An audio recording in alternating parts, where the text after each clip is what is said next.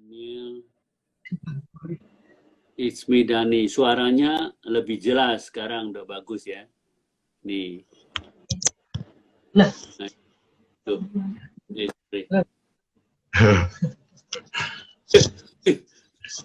Pencet ini terus langsung berubah. Nah, ini Samuel. Wah, bisa keluar. Ini mungkin kamu bisa bereksperimen nih dengan Ted Samuel, yaitu keju dikasih spirulina. Ya. Sudah Om, sudah kita trial ya, dari Pak Ted, kita spirulina. Cuma ternyata dia sepertinya lebih balance itu dengan vegan cheese Om, dengan material karena jenis mungkin kami yang belum bisa nemuin selahnya. Ini akan kita trial lagi dengan spirulina. Jenis perbedaan sepertinya prinsip ada di perbedaan protein ketemu dengan spirulina. Itu yang kami belum puas dengan hasilnya. Tapi itu tidak terjadi pada saat di vegan cheese. Kami sendiri nggak bikin vegan cheese. Ada Ariana, Om kenal Ariana, itu kita kasih spirulina. Sama juga tadi ada pertanyaan dari salah satu pakai andaliman. Kita sudah bikin Tom andaliman. Kebetulan kami juga konsultan untuk pabrik keju di artisan farmstead cheese istilahnya. Farmstead cheese di Brastagi, karena andaliman berasal dan hanya tumbuh di Brastagi, kami masukkan andaliman ke dalamnya. Itu sama seperti ya. Itu menurut aku. Gimana Om? Iya. Iya, yang dicicip Om dulu itu. Aku suka punya karakter yang khas banget. Sangat itu juga refleksi daripada terroir. Jadi keju ada terroirnya dari andaliman, karena andaliman hanya di Sumatera Utara, di daerah Batak itu. Betul. Pleasure Edvi. Ini ada dari Ricky Dede Rico. Halo Om, sehat terus ya. Habis corona bikin potluck. Akmi lagi di Akmi ya Om di Jogja. Wah ya, nanti kita atur musik. Saya pengen bikin potluck yang bikin makanan semua mengandung keju. Mengandung keju. Gimana kalau pakai kanabis? Ya, ini Cake Lover juga dari Frankfurt. Di Jerman juga ada deep fried. Ini deep fried kamar itu sangat populer juga di Eropa. Saya suka dengan misalnya seperti cranberry sauce. Apa itu cocok. Ada Ratna Sumantri, ini ahli teh. Nah, saya nggak tahu ini teh. Mbak Ratna. Kalau dimasukkan di dalam keju itu seperti apa? Memberikan karakteristik. Ada Om. Oh? Karakteristiknya keluar. Ada di sini. Kita ada bikin Swiss cheese, ngejar karakter Beaufort. Karena Beaufort itu teknik sama persis dengan Gruyère, tapi Beaufort dirap juga pakai Brevibacterium linen yang agak smering gitu, lalu kemudian di brine di dalam air green tea. Oh, ada green tea-nya. Nah, itu kenapa pada saat Beaufort dikunyah itu ada slightly trace Chinese tea di situ Om, dan itu balance sekali. Ini sama aja halnya seperti di Itali itu ada wine cheese. Iya. Jadi ceritanya zaman perang Nazi, tempat bikin keju itu mau diserang digeledah oleh tentara Jerman. Biasanya kalau ada makanan enak langsung dia bawa kabur toh. Tahu-tahu mereka untuk ngumpetin kejunya dengan wheel yang besar-besar dicemplungin ke barrelnya wine. setelah Jerman mereka udah itu kelupaan, tahu-tahu mereka menemukan punya karakteristik tertentu yang baik gitu. Akhirnya sampai sekarang itu tetap diteruskan untuk membuat nama wine cheese itu. Bentuknya luarnya juga warnanya wine ungu-ungu begitu. Iya. Drunken Monk sama ada di Spanyol namanya Cabra El Vino. Cabra El Vino ya disimpan di dalam wine itu tadi dengan kasus yang sepertinya sama dengan urusannya Nazi tadi, Om. Oh.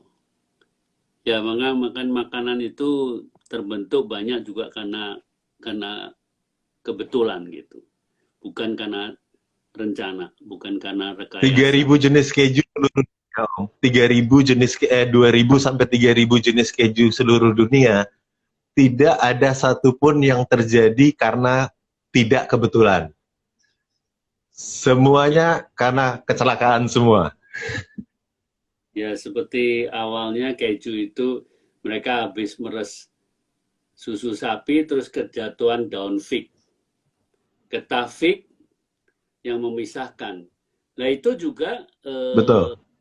para P ya di Sulawesi Selatan semacam horboknya si Batak di Batak. Iya. Susu yang dipisahkan seperti panirnya India itu ditetesin sama getah pisang. Papaya. Ya. Kalau di Batak kan kalau nggak macam daun. Jadi itu kan teknik untuk memisahkan, sama prinsipnya dengan kayak cuman tahu, hanya bahannya beda. Ini dengan rennet yang tahu dengan kalau nggak salah dengan bahan dari kapur gitu. Ya. Ini ada yang tanya, David Chill, pesan dari Jogja langsung, kirimnya gimana? Nah, ini tanya ini. Kalau ada pertanyaan baik tentang pemesanan, Om, ataupun pertanyaan tentang setelah live streaming ini ada pertanyaan tentang seputar keju, bagaimana keju, atau yang pertanyaan-pertanyaan yang nggak bisa kita jawab saat ini, langsung DM, Om. Bisa langsung DM ke kami, nanti insya Allah kami balas satu-satu. Ya, oke. Agak slow respon, mungkin dimaklumin karena ada 3 bayi di dalam. Ini Cincin Dimsum ini aktif banget, sering saya mengikuti acara ini, pasti kamu kenal ini. Dari Jogja kalau nggak salah, Cincin Dimsum. Ini dari Jogja, bikin dimsum. Ini ada Bawono 642, halo Pak William Wongso, apa kabar? Baik, Bawono. Dewi Ijo, Bawono, kapan mau main ke Jogja Pak? Wah, ini masih semi lockdown, ini susah, mau naik apa susah, mau naik kemana-mana diblokir dan juga takut. Kita sekarang parno banget untuk keluar. Sementara ini saya udah isolasi berapa, 39 hari. Ini ada Sista. Kalau Om William, keju terfavorit apa? Mas Jamie dan istrinya favorit apa? Ini secara global, saya penggemar keju yang tradisional. Jadi saya hampir makan aneka keju di artisan di Prancis. Pasti saya kalau keju keras dari Prancis saya suka Urso Herati. Saya kalau blue cheese saya suka blue cheese yang langka itu apa namanya? Bleu de Termignon. Terus Bleu de Termignon hanya ada pada saat Twitter, Om. Iya, langka banget Bleu de Termignon gitu. Kalau Camembert, saya juga Camembert yang agak mature dan artisan ya, pakai susu mentah. Nah ini sama Nita favoritnya apa nih, tanya nih? Ini Om, blue. Karena betul-betul kayak Masako, rasanya kayak Masako, Om. Asli. Blue Jangan sebut merek. Oke. Jangan sebut. Sama, oh ya, kita ada bikin satu, nanti kalau udah matang kita kirim Om. Favoritnya Om William yang bau kaos kaki 6 bulan itu, Marwal, kita bikin sebentar. Oh, mau irati Om. Wih, kamu bikin usul irati juga? Ah, hebat. Lagi coba. Ya, ya. Kalau di sana pakai susu domba ya? Di Jogja pakai susu kambing. Ini Om, Marwalnya, orange-nya dan baunya. Datang orange nggak sih Om? Udah dekat baunya. Wah, udah nggak ampun. Udah bau kaos kaki. Banget Om. Ini di saat-saat khusus lah kami baru berani cicip. Ini tadi, Nita. Wah, ini teman-teman nih. Iya. Terus ini Via Olivia. Halo Om, salam kenal. Ayo Om, kuliner di Salatiga. Kalau boleh tahu, keju yang baik buat baby itu apa? Waduh, saya nggak tahu ini kalau baby. Ini banyak nih pertanyaan Om kayak gini. Saya selalu menyarankan kalau untuk di bawah 1 tahun atau 1,5 tahunan itu pakai yang paling mild semacam ricotta, terus cottage cheese gitu karena belum ada fermentasi yang berlebihan dan dia fresh. Gitu. Sama yang paling bagus yang kayak kami kasih tahu kemarin itu ghee. Ghee itu dulu pengalaman saya kalau bikin makanan untuk anak itu kasih aja 1/2 sendok teh pada saat kan biasanya hangat gitu. Ghee-nya aku masukin terakhir jadi nggak aku ikut masuk. Itu tidak ada gerakan tutup mulut dari anak jadi pasti makannya baik, makannya lahap gitu. Dan biasanya itu dijadiin jamu daripada dicekokin, mending dijamu pakai ghee gitu. Anaknya doyan makan lagi. Coba dijelasin tuh, sering orang nggak ngerti ghee itu apa. Oh. Oke. Ghee itu secara prinsip dia basicnya butter Om. Jadi Seperti ini. kami bikin butter. Jadi susu datang, kami pisahkan krim dengan skimnya. Lalu krimnya kami fermentasi jadi crème fresh. 24 jam. Setelah jadi crème fresh setelah 24 jam jadi crème fresh, besoknya kami cerning jadi butter dan buttermilk. Buttermilk kami pisahkan, butter lalu kami panaskan, kami clarified dengan api kecil selama beberapa jam, sekitar 4 jaman, sampai memisah dia Om antara butterfat oil dengan padatan. Padatan itu isinya laktos, protein, sisa-sisa kalsium, itu turun dia ke bawah. Itu kita diemin sebentar dengan masih kenain api supaya laktosnya kebakar. Hal itulah yang menyebabkan ghee memiliki trace karamel karena laktosnya kebakar. Di India dia biasa disebut ghee, di Perancis kita sebutnya clarified butter. Sering ada pertanyaan juga Om, kenapa ghee-nya Mas Zarat itu encer gitu, bening dan encer seperti minyak pada umumnya. Ini kenapa nampak padat? Karena kebetulan kita berada di ruangan AC. Suhu berapa sih ini sekarang? 20 derajatan di dalam ruangan AC dan ini sudah beberapa hari di sini jadi dia mengental ya, apa namanya? Memadat ya. Tapi kalau di suhu ruangan umum sering kenal minyak samin. Minyak samin itu yang bukan yang nabati. Tidak dibikin dari susu. Jadi dia lebih solid. Aromanya seperti minyak samin. Jadi aku ada dua teknik kalau minyak samin. Minyak samin itu satu dari nabati, satu lagi dari lemak sapi, lemaknya.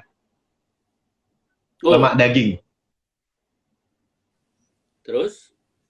lemak daging dipanasin, lalu keluar minyaknya. Nah, itu satu versi juga. Satu versi minyak samin. Tapi kalau ghee, dia mutlak. Harus dari proses butter atau yogurt. Kalau di India kita sebutnya dahi atau dosa.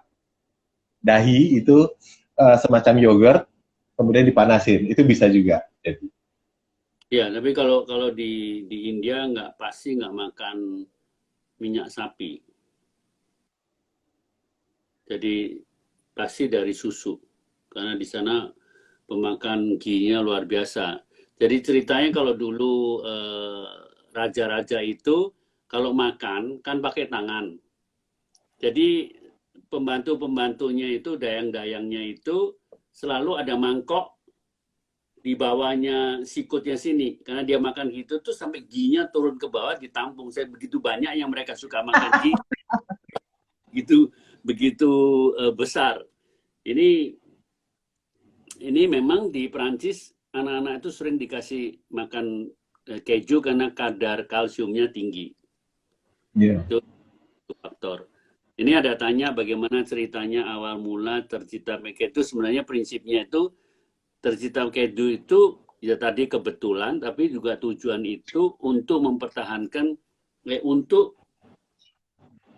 memperpanjang umurnya susu dengan proses menjadi keju. Coba Jimmy ada cerita apa itu soal itu? Kalau umum yang diketahui orang, Om, itu di startnya dari daerah Mediteran. Biasanya pengembara itu memiliki kantong minum itu dari kulit sapi. Kemudian diisi susu atau diisi air. Lalu dibawa perjalanan. Kalau dia pakai kulit sapi, nothing happen. Jadi biasa-biasa saja. Jadinya tetap. Suatu ketika mungkin kulit sapi habis, lalu dia pakai perut sapi. Perut anak sapi terutama. Nah, di dalam perut anak sapi itu ada beberapa enzim. Enzim itu salah satunya rennet atau renin.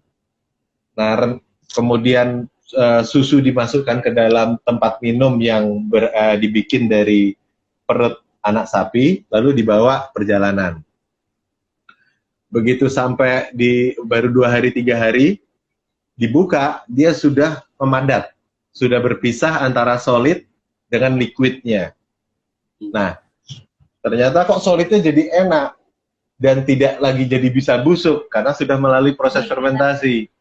Flavornya jadi enak, daya tahannya jadi lama. Kemudian baru di kemudian waktu setelah penelitian, ternyata enzim rennet itu ada di dalam perut setiap bayi mamalia, Om. Nah, bayi mamalia itu belum sanggup mencerna ASI ibunya. Jadi kemudian Tuhan meletakkan enzim rennet ini di dalam perut bayi mamalia, termasuk manusia, untuk mengkonvert susu yang masuk lalu dirubah jadi keju. Kalau anak kecil gumoh, Om, bayi gumoh kan keluar putih-putih kepingan. Nah, itu curd. Karena kalau ASI tidak dikonvert menjadi curd atau keju, bayi tidak bisa menyerap nutrisi dari ibunya.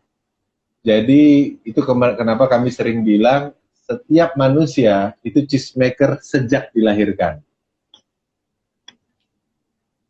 Jadi itu memang apa itu keju itu ya tradisinya itu prinsipnya seperti contohnya di daerah misal di Azerbaijan, di Turki itu kan para nomad itu kan di padang pasir pepiara kambing. Nah, nanti dia bikin kantongan kulit kambing itu yang masih ada bulunya dibalik setelah jadi kering, dibalik jadi kontak. Terus susu kambing itu dituang ke dalam kantongan yang berkontak dengan bulu kambing gitu. Namanya motal. Itu dibiarin aja. Sampai nggak tahu berapa lama. Kalau kita lihat bentuk seperti karung goni yang sudah lama, seperti karung semen yang kotor gitu, nanti itu jadi sejenis apa tuh keju dari keju yang asin itu, yang dari ricotta itu, yang dari Timur Tengah itu, dari Turki juga ada, atau dari Greek yang dia buat salad. Feta. Tapi lebih kering. ya, fermentasi motal itu di dalam kulit, di dalam kantong kulit kambing yang bulunya di dalam.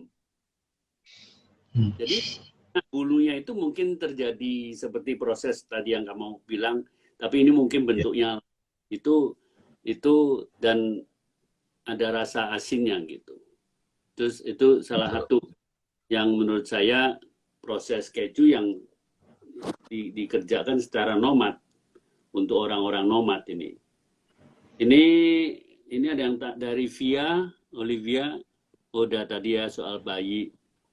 Dik, kapan udah lama nggak ke Salatiga? Chef Iqbal, bagaimana cerita awal? Ini udah kita ceritain ya.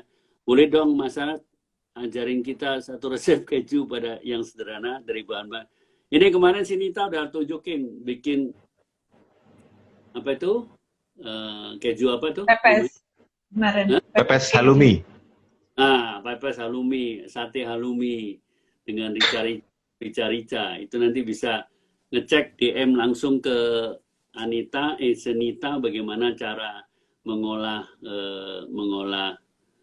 halloumi dengan cara yang gampang. Kalau saya suka kalau lihat kejunya di masyarakat ada beberapa macam keju, apalagi keju yang sudah diperam, berapa macam keju campur dari satu, kita bikin makaroni skotel dengan susu, dengan telur, di kanan dengan makaroni, terus dipanggang. Itu waduh, apalagi dikasih yang marwal ini, mana keju marwal.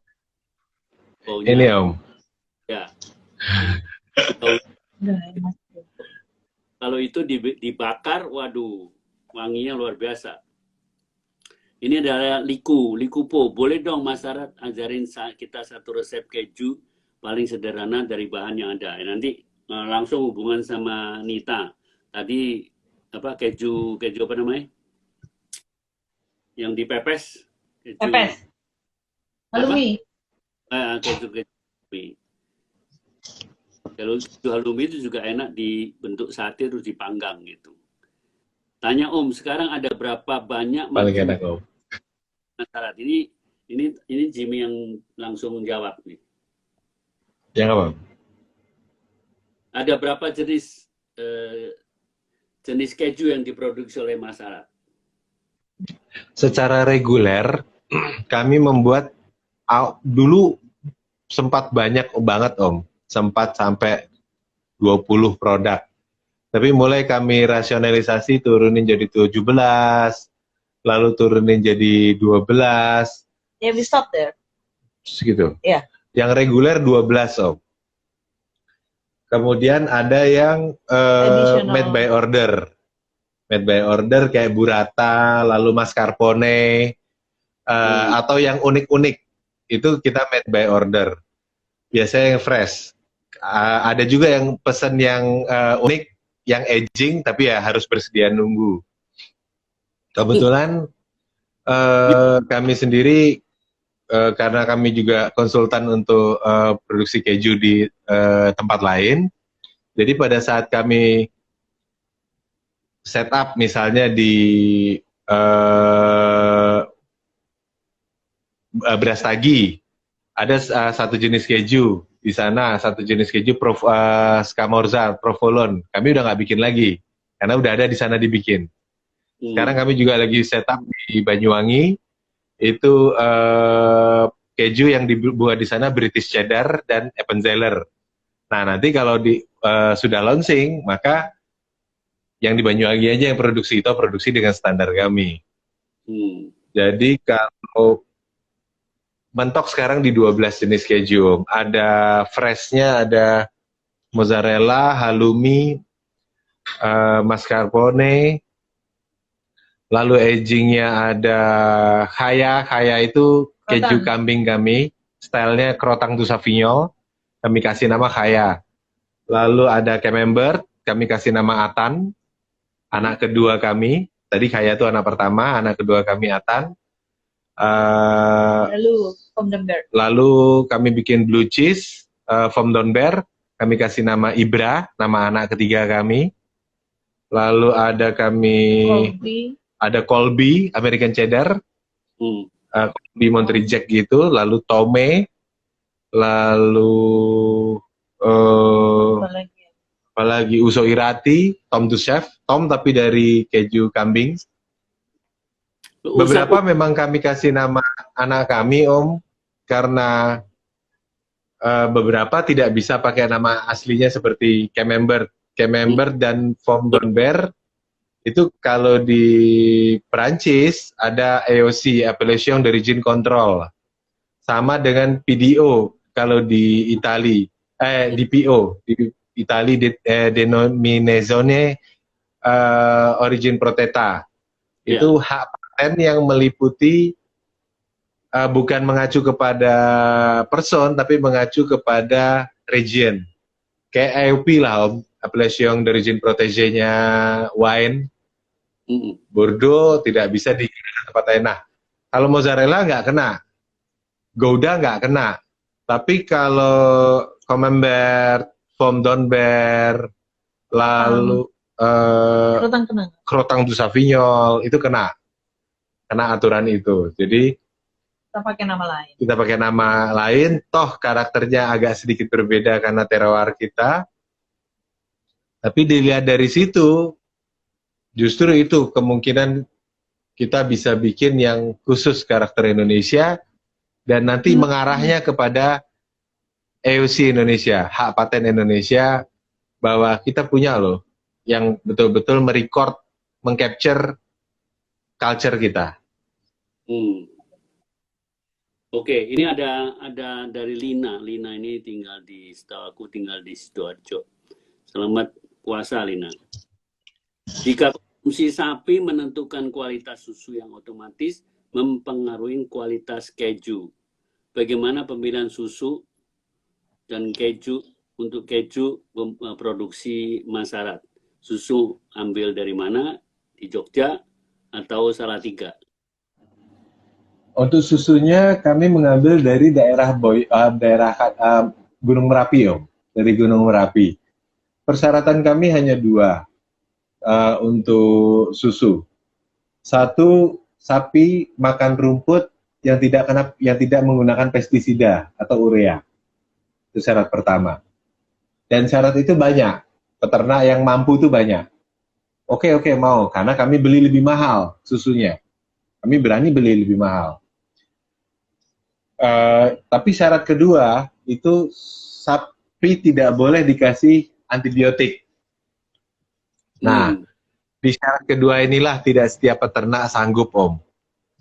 Karena misal mastitis, kalau sapi yang kami gunakan saat ini, itu kalau sapinya kena mastitis, dia tidak disuntik antibiotik, tapi di peternak kita tuh ngulek bawang putih, daun binahong, lalu ada 2 daun lagi, beda, lalu diparemin. Anti COVID.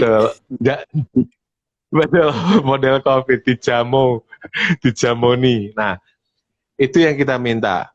Dan memang kita beli dengan harga, kasarannya harga 2 kali lipat dengan kalau peternak jual ke koperasi. Ya, premium lah, karena supply-nya ya.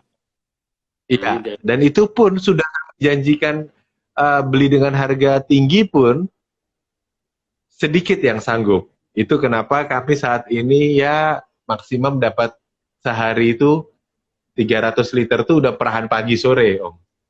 150 pagi, 150 sore. Nah. Itu nanti dicampur? Oh enggak. Beda-beda. Kita produksi sesuai waktunya. Ya, di Masarat persyaratan produksi dia diproses keju itu tidak boleh lebih dari 1 jam dari dia diperah, Om. Oh. Kami tidak bisa memprediksi hal-hal yang kami khawatir untuk memprediksi hal-hal yang akan terjadi jika susu didiamkan lebih lama. Karena kalau untuk fresh cheese seperti halloumi, mozzarella itu memang kami panaskan tinggi, pasteurize. Ada proses pasteurize di dalamnya, pasteurisasi. Tapi untuk keju-keju yang kami matangkan di atas 60 hari, kami le cru menggunakan raw milk.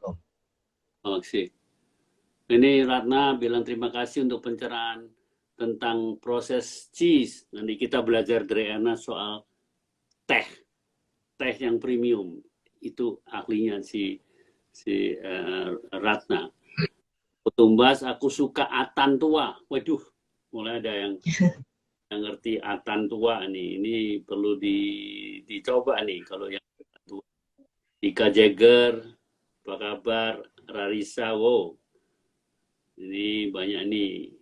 Arto Biantoro, Merdeka. Sehat Mas Cili. Om Arto. Dan Om William. Salam kenal. Arto Biantoro. Cake Lover. Anaknya Pak Kris Biantoro, Om. Salam kenal. Iya. Saya penggemar Bapak almarhum. Cake Lovers, goat cheese enak banget. Saya juga suka goat cheese. Pinandal Hakim, Uso Irati, favorit dari Pirene. Kalau di sana menggunakan Brebi atau susu domba. Helnom, Ika Jagger goat cheese, taruh di atas steak, wah, terus dipanggang sebentar. Itu nambah selera banget nih. Kecuali yang tidak suka goat cheese, sering-sering ya itu tadi. Begitu dengar goat cheese, belum coba, sudah bilang saya nggak suka.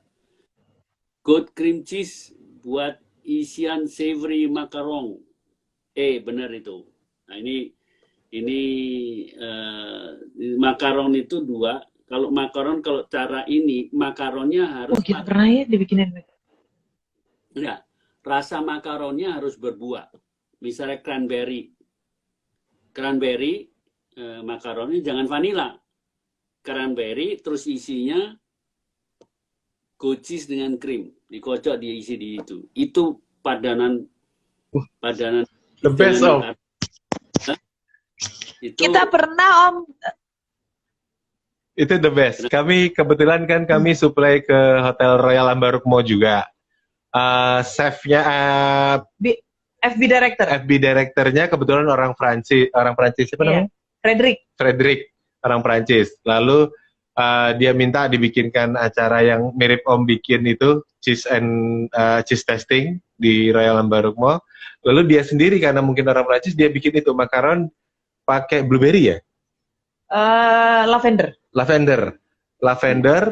tapi goat cheese dibikin Feelingnya pakai goat cheese gitu. pakai goat cheese. Itu sama sekali nggak. Maksudnya trace goatnya tuh tipis sekali dan enak banget, sumpah. Ya, itu ya kalau yang tadi saya bilang dengan semacam raspberry atau seperti raspberry, rasanya kan ada acidity-nya. Ada acidity-nya terus dengan goat cheese-nya. Jadi padanannya itu bagus. Saya nggak kebayangan dengan lavender sama goat cheese. Tergantung trace-nya goat cheese itu berapa tebalnya. Goat cheese-nya banyak atau krim banyak untuk itu. Tapi itu perpaduan menurut saya cantik banget kalau mau dicoba. VG Jack, Love Goat Cheese. Nah, ini kita nanti kapan minggu depan kalau nggak salah live chat dengan VG. Ini udah. Pokoknya saya kalau ke Semarang pengennya makanan di rumahnya VG aja. Ini ada Isti Wabara, Adis Wabawa. Kalau cheese yang divakum tahan berapa lama di lemari es? Coba bisa dijawab, itu pertanyaan. Divakum. Tergantung jenisnya sih. Ya, tergantung benar Om, tergantung jenisnya. Tapi ada beberapa keju yang dia dimatangkan di dalam vakum, terutama keju-keju yang dari Amerika Om. Keju-keju dari Amerika dia seperti cheddarnya Amerika itu biasanya karena tidak karena skala besar, jadi tidak mau repot mengurus kelembapan, si keju itu divakum baru di aging. Nah, kalau di dalam kulkas, balik lagi tergantung kejunya jenis apa. Intinya makin moist dia, makin basah, umurnya makin pendek. Wih. Makin kering dia, umurnya makin panjang. Oke, ini gini nih, saya mau warning dulu. Ini kita nggak berasa udah 2 jam nih.